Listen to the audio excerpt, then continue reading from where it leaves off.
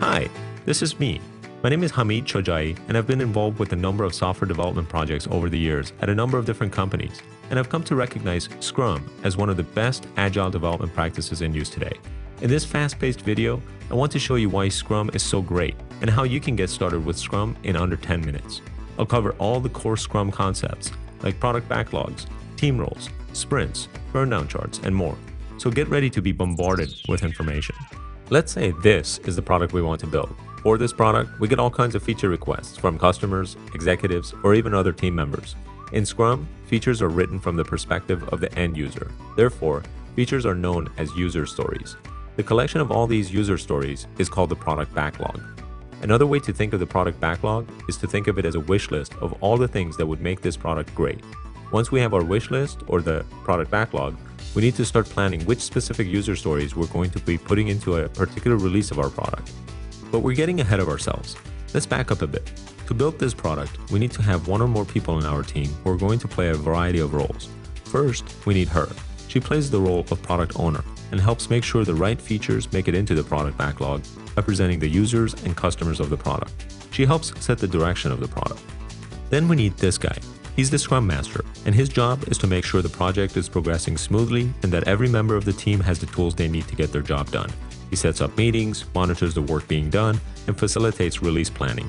He's a lot like a project manager, but that's such a boring title, so we'll call him a Scrum Master to imply he knows some jujitsu.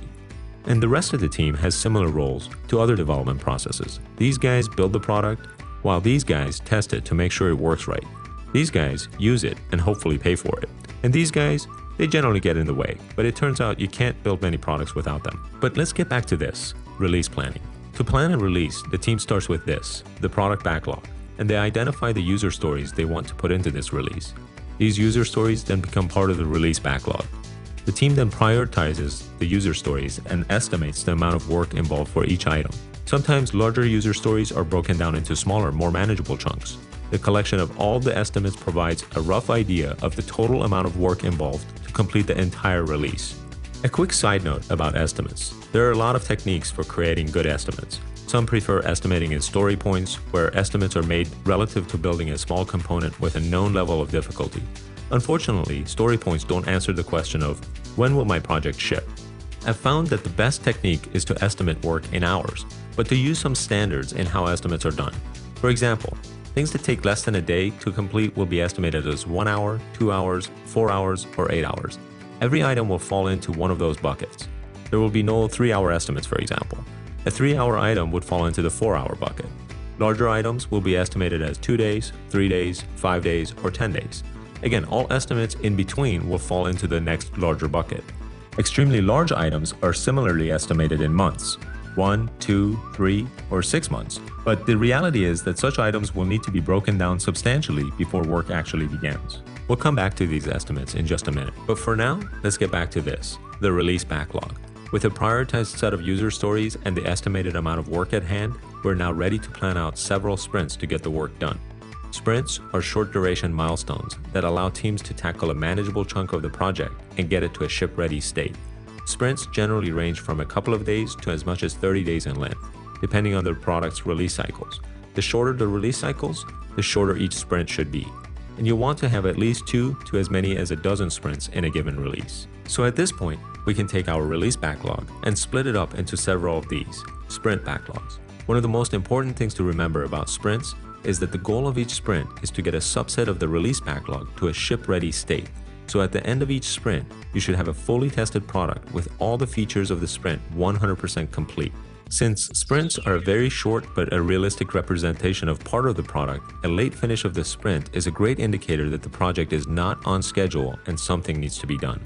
Therefore, it's extremely important to monitor the progress of each sprint with this, a burndown chart. The burndown chart is the #1 reason for Scrum's popularity and one of the best project visibility tools to ensure a project is progressing smoothly. The burndown chart provides a day-by-day measure of the amount of work that remains in a given sprint or release. In this graph, you can see that the amount of work remaining bounces up and down from day to day, but is generally trending towards 0. Because historical information is provided in the burndown chart, it's easy to see if the team is on the right track. Using the burndown chart, the team can quickly calculate this, the slope of the graph. which is also called the burn down velocity. This is the average rate of productivity for each day. For example, a team's rate of productivity might be that on a typical day they finish approximately 50 hours of work. Knowing that, it's possible to calculate an estimated completion date for the sprint, or even for the entire release based on the amount of work remaining. What's great about the burndown chart is that we can compare our actual velocity and projected completion date to what the team needs to do in order to finish on time. This is perhaps the most useful piece of knowledge that any team member, product owner, or product executive can have about the project, because knowing whether or not the project is on track early in the schedule can help teams make the proper adjustments necessary to get the project on track. The burndown chart provides empirical proof that the project is on track or if it's going to be late. So let's talk a little about where the data for this incredibly useful burndown chart comes from. As you recall, part of the release planning process was to create an estimate for each user story in the release backlog. The collection of these estimates for a given sprint represents the total amount of work that must be done to complete that sprint. As each team member goes through and makes progress on one or more of the user stories, they simply update the amount of time remaining for each of their own items. So the total amount of time remaining on the group of user stories that make up a sprint changes on a day-by-day basis, hopefully going downward until it hits 0 when the sprint is complete. The burndown chart aggregates the remaining work data and shows it visually. It's brilliant because it communicates a massive amount of information in just a few seconds. And that brings us to this, the daily scrum. The daily scrum is an essential tool to having communication flow freely between team members. The idea is to have fast-paced, stand-up meetings where team members quickly list the work they have completed since the last meeting and any obstacles in their way. By meeting daily, it ensures the team is always in sync and any major issues are dealt with as soon as they are known. Finally, as each sprint comes to a finish, it's important to have a sprint retrospective meeting where the team can reflect on what went right and areas of improvement. After all, Scrum is a flexible, agile development method that needs constant improving and tweaking for every team.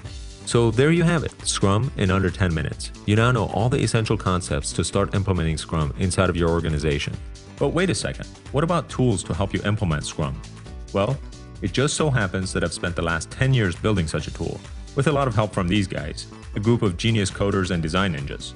The tool is called On Time, and it helps you manage your products, your backlogs, your team, your releases, and your sprints. It gives you project visibility with burndown charts and always answers the question of who is working on what. You can get started with it for free at Axosoft.com. Of course, you could use a giant whiteboard, some note cards, and a bunch of different spreadsheets to track everything. You could also use an abacus instead of a calculator to do math, but we're getting a little off topic. So let's quickly review everything.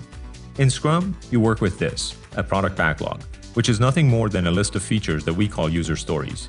You then break down the product backlog into one or more release backlogs. And for a given release, you further break up the release backlog into a number of sprint backlogs, which are essentially short duration milestones throughout your project. You then monitor the progress of each sprint using these, burndown charts, and have daily Scrum meetings to ensure everything is on track. After each sprint, you have a retrospective meeting to fine-tune everything. And if you want a tool to implement Scrum, you can use On Time. It'll help you ship software on time. That's all there is to it. Oh, and one last thing. Whether you loved or hated this video, I'd love to hear from you. You can reach me on Twitter or via email if you have any feedback. Now, get going, create a great team, collaborate, and ship software on time.